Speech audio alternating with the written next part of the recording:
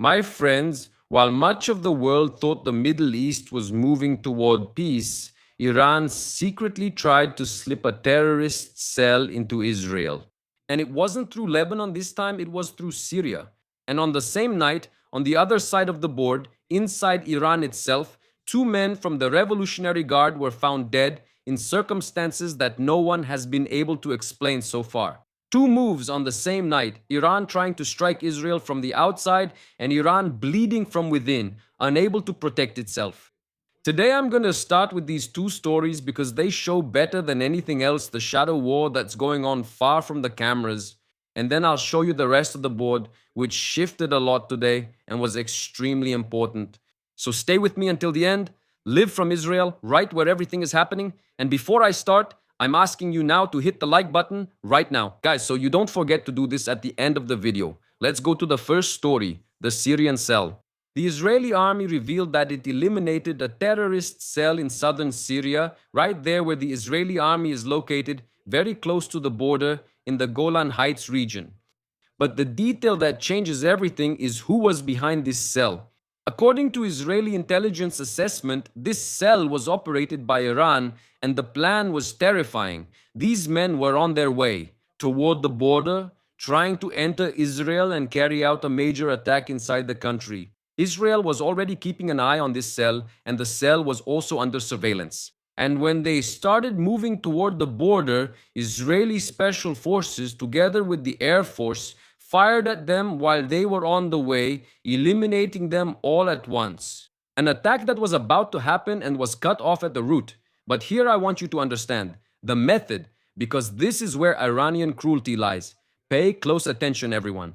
Iran doesn't send Iranians to do this dirty work at the border. When I talk about an Iranian cell, they're not Iranians, guys. It's not Iranians who are sent over here. Iran uses a secret unit of the Quds Force. For those who don't know what the Quds Force is, it's that unit responsible for attacks outside of Iran. It's an overseas operations unit of the Revolutionary Guard, and that's the Quds Force, a unit that even has a number. It's known as Unit 840. And what does this unit do? It recruits local Syrians, people from the region itself, poor people who accept money to spy and act against Israel. Brace yourself for this one. It's stomach turning. According to intelligence, in cases like this, not all of those recruited really know who they are working for. Iran hides so deep in the shadows that sometimes even the pawn doesn't know that the hand paying him is the hand of the Ayatollahs. It could even be a Sunni working for a Shiite without even knowing it. That same unit had already planted explosives near the Israeli fence not long ago, a few weeks ago, on other occasions. And why does Iran do it this way, using poor Syrians as pawns, you must be wondering? For two very cold reasons. First, they're disposable. If the pawn is caught or falls, Iran raises its hands and says it has nothing to do with it. And second, it's extremely cheap. For a handful of dollars, they hire desperate men to do the job that no Iranian would want to do right on Israel's border. Do you agree? It's easier to get a desperate person than for an Iranian to convince someone from Iran to do this kind of job. And there's also some context you need to understand. Since the Assad regime fell, Bashar al-Assad fell in Syria at the end of 2024. A power vacuum opened up in that region in the south of the country where Israel is right now. And Iran rushed to fill that vacuum, trying to set up a new threat base right next to the Golan Heights. That's exactly why Israel went in and held this buffer zone on the Syrian side of the border, not to occupy the land like the mainstream media is saying out there, but to be a wall that prevents Iran from turning southern Syria into a new southern Lebanon, right? Remember Hezbollah in southern Lebanon? We don't want that to happen in southern Syria as well. So let's put the picture together.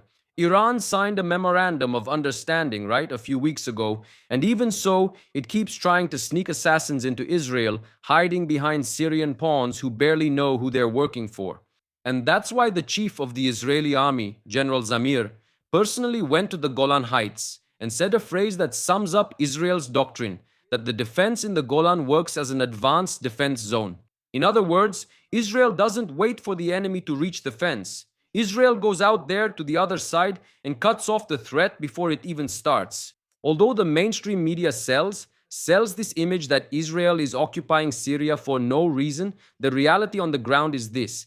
Each of these operations prevents a massacre inside Israel from happening, folks. That's why Israel can't take its foot off the gas and has to keep moving forward as much as possible. Just leave me a comment, folks, if the audio is okay, if the video is okay, so we can keep going with this conversation. There are many things you don't know about today, folks. And now, the second story, which is the mirror of the first one, because while Iran was trying to strike from the outside, it was bleeding, literally, on the inside.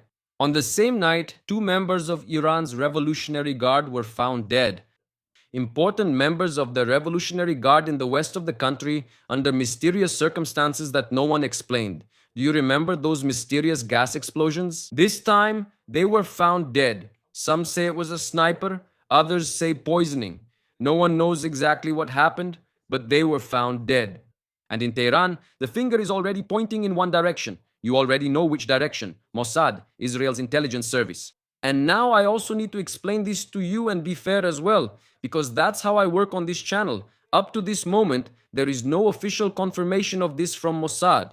It's an Iranian accusation, not a proven fact. It could have been Mossad, it could have been an internal dispute, it could have been anything else. So treat this as a rumor, right? With a grain of salt, because everything that happens in Iran, they blame Israel and Mossad, even when it doesn't rain, okay? It's true, guys. When it doesn't rain in Iran, they start by blaming Israel too. But even though it's a rumor, it fits a broader pattern that is real.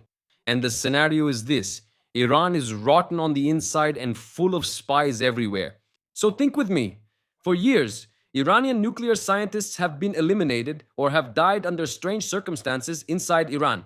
High-ranking commanders of the Revolutionary Guard are taken out of the picture inside their own country. The height of all this was Supreme Leader Ali Khamenei, who was eliminated earlier this year in February. That means, if Iran couldn't even protect the regime's number one man inside his own palace, imagine two random officers in the interior of the country, right? There's no way to defend them, folks. There's just no way to defend them. And the regime knows this. They're terrified about it. Since the beginning of the war, Iran has already arrested dozens, actually hundreds, of people accused of espionage and of collaborating with Israel. It's an internal witch hunt by a regime that doesn't even trust its own shadow. For years, the Ayatollahs used the word infiltration as a slogan, an empty threat to scare the people, and today infiltration has become a reality, which is very costly for the regime and bleeds from within. The regime that used to talk about spies and enemies has discovered that the spies are truly inside it, on every level. And just quickly imagine the effect of this on the mind of an Iranian general. He doesn't know if his driver is a spy. He doesn't know if his neighbor is turning him in or passing on information. He doesn't know if his home phone is tapped or if his cell phone is tapped or if the webcam turned on by itself without him knowing. An army where everyone distrusts each other is an army that has already lost half its strength before any shots are fired. Fear is eating them from the inside. And today there was even a case with first and last name this time that really shows all this confusion. The prominent name from the Revolutionary Guard, Mohammad Arbazad, has died. He was the deputy political chief and the spokesperson for the Revolutionary Guard Navy. From the Revolutionary Guard, one of the toughest men they had inside the Revolutionary Guard. And how did he pass away, you ask me? In a car rollover under suspicious circumstances in Kerman province. His car simply flipped over on the road without any explanation. And now, pay attention to who this guy was. Just a few weeks ago, he had been added to the European Union's sanctions list precisely for supporting the shipping blockade in the Strait of Hormuz, meaning he was one of the people behind that mess in the Strait of Hormuz that you followed here with me, step by step. And here's where the story gets more complicated. According to reports, a few days earlier, the president of the Iranian parliament, Ghali Ghalibaf, who has been gathering a huge amount of power behind the scenes of the regime, had personally threatened him. In an internal dispute over naval policy and the Strait of Hormuz, he was against the current diplomatic line of the regime. In other words, he is against this agreement, against the signing of this memorandum with the United States. So, just look at how big the question is. Was it Mossad that took this man out of the picture? What do you think? Or was it the regime itself that silenced one of their own who was causing trouble from within? Write in the comments what you think happened. I really don't have that answer. I don't think anyone does for sure. But notice one thing, for either side, whether it's the regime or Mossad, the conclusion is the same, and it's devastating for Iran. Either Israel comes in and takes out whoever they want, whenever they want, or the regime is so divided that it eliminates its own commanders, right? That's one possibility. The Ayatollah can't get a good outcome here. And I'll give you another layer here as well so you can see that I'm not oversimplifying this story. There are analysts who say that these operations inside Iran are not just the genius of Mossad, but depend a lot on American technology, and mainly because of the internal decay within Iran itself, which is fractured and full of people willing to betray the regime for anything. And do you know what that means? That it's even worse for the Ayatollah, because it's not just an external enemy breaking into the house, it's the house itself falling apart from the inside. So put those two stories together and you understand today's shadow war. On one side, Iran trying to strike Israel from the outside over there in the Golan Heights and failing. It's important to make that very clear. On the other side, Iran being corroded from within and unable to defend itself. The Ayatollahs are losing on both fronts, the external and the internal. And that's why I always tell you, the language the Middle East understands is the language of force. And today the strength is with those who can defend themselves, both externally and internally. And you already know who that is, right, folks? It's Israel, clearly Israel. And now let me show you the rest of the board, which also changed a lot today. Whoever watched our last live stream last night, the Israeli minister Yisrael Katz revealed that pressure from Trump had held Israel back in Lebanon and saved Hezbollah from collapse. If you missed the live stream, it's in our latest videos and on our WhatsApp channel. So for those who didn't watch it or didn't have time to watch it, it's worth watching, because the minister clearly says that Trump held Israel back and prevented Israel from finishing off Hezbollah once and for all. So it's an important video for you to watch to also understand what happened here, because it's part of the bigger picture, right? And I left you a question in that video. Would the United States keep holding Israel back, or would they let Israel loose? Do you remember that question in the video? Well, today a very strong signal came from inside the White House itself, because behind the scenes in the American government, there was a tough power struggle over what to do with Israel. On one side, Vice President Vance. Vance is what people usually call a moderate, you know that. He is against involvement and war, and he was the one who led the negotiations with Iran and is leading the negotiations with Iran, and he had also been putting pressure on Israel. He even said publicly that Israel was going too far in Lebanon and that this was hindering the peace that the Americans wanted. And on the other side, the Secretary of State, Marco Rubio. And Rubio is the hawk. He openly defends Israel's campaign in Lebanon and said very clearly that what Israel is doing is a fair response to Hezbollah's attacks. Two of the most powerful men in the American government pulling the rope in opposite directions. One wanting to restrain Israel and the other wanting to let Israel loose. And today the Wall Street Journal revealed who won, and the winner was Marco Rubio. According to the report, Rubio convinced President Trump of his position that Israel should remain in Lebanon. And the Vice President Vance had to back down from his idea and announce that he also now supports the agreement, so he wouldn't be left out, right?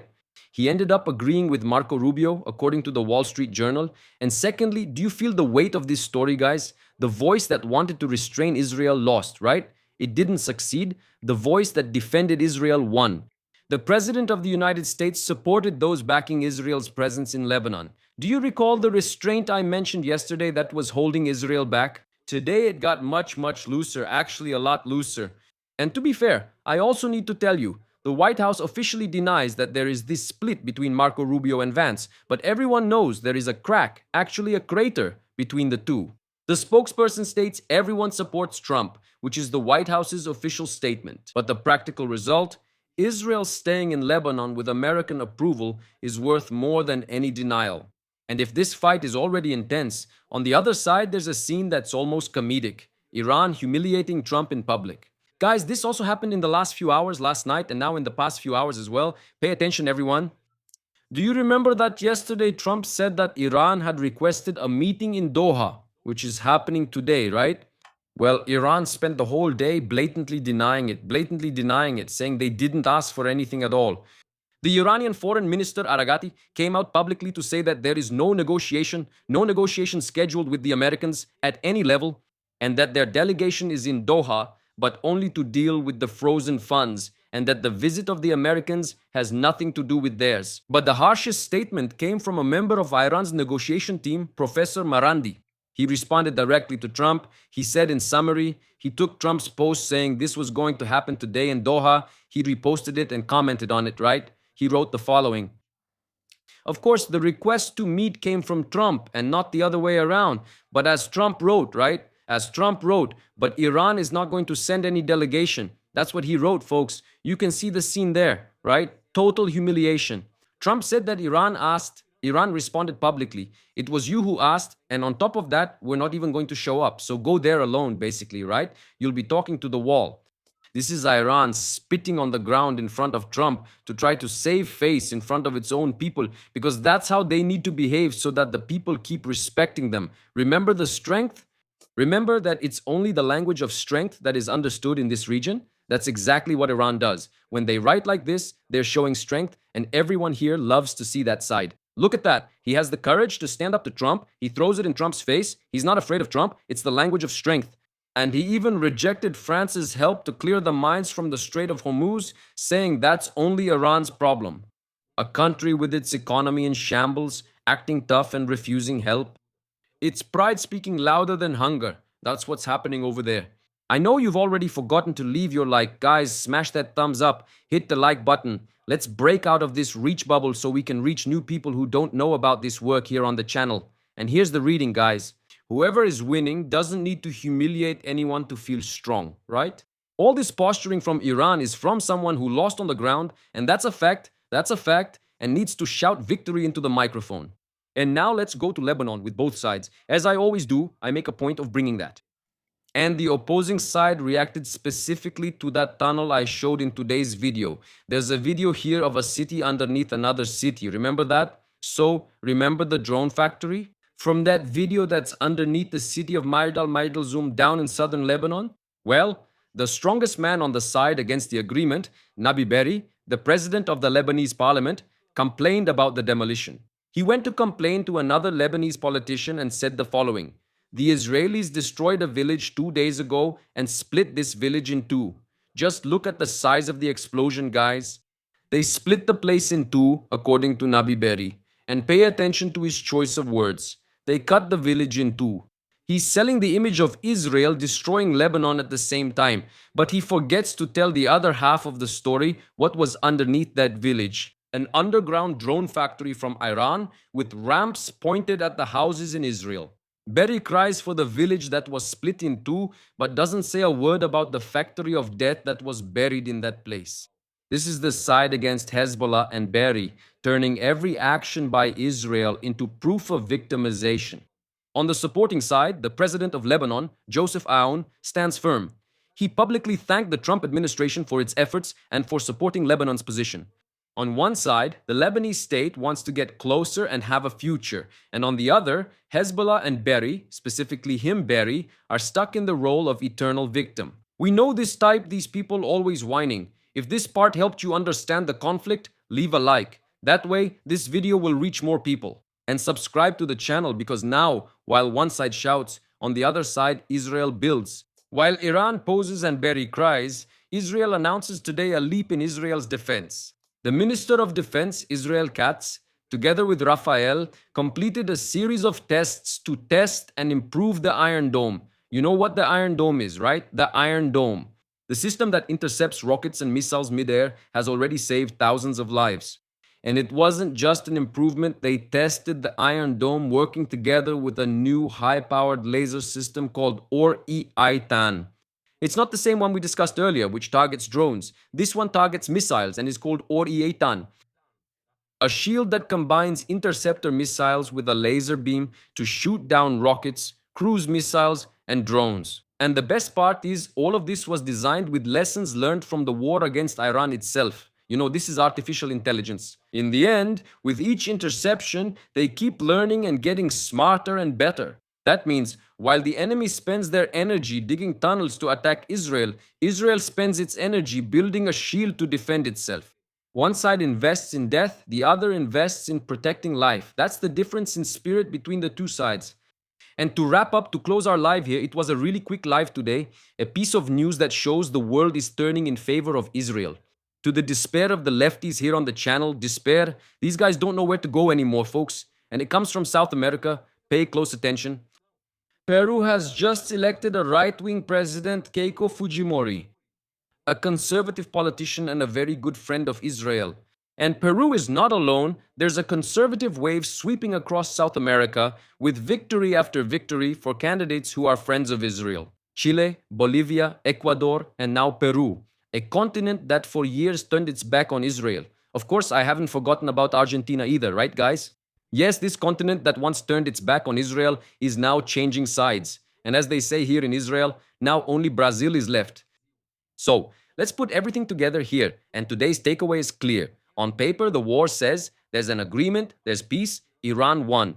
The war on the ground says something else. Iran tried to strike Israel through Syria and failed. Iran is bleeding internally. With Iran unable to protect itself, the pro-Israel side won the power struggle inside the White House. And Iran is humiliating Trump in public precisely because it lost on the ground.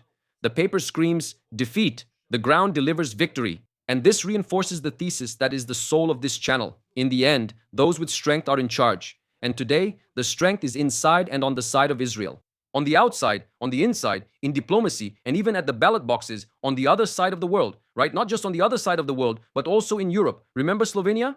That cancelled its recognition of Palestine and also ordered the Palestinian embassy to be removed from there. Pay attention, folks. It's starting, it's slow, it takes time, but we'll get there. In the end, the world will wake up and the lefties will have to create an island, a Mortadella island, somewhere in the middle of the ocean and put everyone to live there with them, you know? Everyone together in the same place. What do you think of the idea? It would be a good idea, right? Those presidents who take on the role of president should make a law, right? Mortadellas, free tickets to somewhere, to Mortadella Island, something like that. Put them there in a place just for them. It's their place, for them to live there together, to turn it into their own paradise. What do you think of the idea? It would be cool, right? Soon this will happen, guys, soon. And I'll leave you here with 3 things to watch from now on. Some people are saying there's no audio. No, the audio is fine. Thank you, thank you, thank you, thank you. The first is whether Iran will continue. Guys, I'm serious, really. I think that's the only solution, to create an island. Not create, but take one of those isolated islands in the middle of nowhere, where nobody lives, and send everyone there. I think that's the only solution. I'm saying this seriously, really. It's not a joke. It's the only solution. I'm saying this because here in Israel, there are also a lot of those people who need to be taken out of here and bring here only those who want to stay. The rest, send them all away. Oh, I forgot about Colombia. I saw the newly elected president talking about Israel. Exactly. I forgot about Colombia. I forgot about Argentina. There you go. You added that. Complementou aí. Argentina, Colombia, all these countries. Now Peru as well. We need to pay attention from now on. If Iran will keep trying to plant terrorist cells inside Israel, like it just tried through Syria, because an agreement on paper doesn't take away its desire to attack. The intention will always be there, folks. There may even be an agreement on paper, but the intention will always remain. How many agreements have we already seen in the Middle East, folks? How many agreements and more agreements in all these years of Israel's existence, right? In every case, the attacks keep happening. They never stopped at any moment. Why? Because the intention always exists. And the second thing is whether there will be more mysterious deaths in Iran, because each one of them shows the size of the hole that exists in the regime. The third thing is whether a victory, right, folks, of Marco Rubio in the White House will turn into more freedom for Israel to act in Lebanon, because one thing is the speech and another is the practice. Summing up the day here, Mortadella Island with rats, thanks. Vigilio, Iran tried to sneak a cell of assassins into Israel through Syria, and Israel nipped it in the bud. 2 men from the Revolutionary Guard were found dead inside Iran, and now Tehran is pointing to the Mossad, saying it was the Mossad that carried out these killings, okay? And inside the White House, Rubio beat Vance and convinced Trump to support Israel in Lebanon, and Iran spent the day humiliating Trump and denying any negotiations. How long will this go on, right, guys? How much longer will Trump tolerate this humiliation? There might even be a huge plan behind all of this, but the question is how long Trump is going to endure and put up with this amount of public humiliation he's going through. I'll tell you one more thing. I don't think Iran really wants an agreement. You know what I think? I think Iran wants to spark a war in the Middle East. You know why? Because the last thing Iran wants is for Trump to have peace in the Middle East during the midterm elections. Iran wants to stir things up here to ignite and set the region on fire, precisely to draw Trump into a war and make him lose the midterm elections in the United States. That's what Iran wants. So Iran will try everything, absolutely everything, even sending missiles to Israel to start another war, precisely to harm Trump, since Trump's plan is to get a second term, right? Yeah, the election and a second term with everything peaceful here in the region. But Trump, they don't want Trump to remain victorious after the midterm elections. They want Trump to be defeated in the midterm elections. So, they believe a Middle East war is necessary. Do you see their logic? They'll do anything to restart it. The mainstream media, as usual, will present this in loose, disconnected headlines, right? And I give you the whole picture, and the picture shows one thing: Iran is losing both externally and internally, and the balance of power is shifting sides. And as I always say, my friends, time will tell, but what these days are already showing is that when the enemy needs to strike from behind pawns and can't even protect their own home, it's because deep down on the ground, they've already lost a long time ago.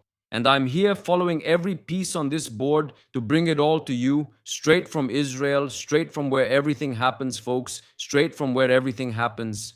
And just to remind you, the war in Russia and Ukraine is still going on, okay? The war hasn't stopped there, folks. The war is still going full steam, but of course, only for those who are interested in it, right? No one is interested. The deaths there are different from the deaths here anyway. No one cares about what happens there. It's always like that. But the war is still going on there, full steam ahead. It's 400 drones from one side, 500 from the other.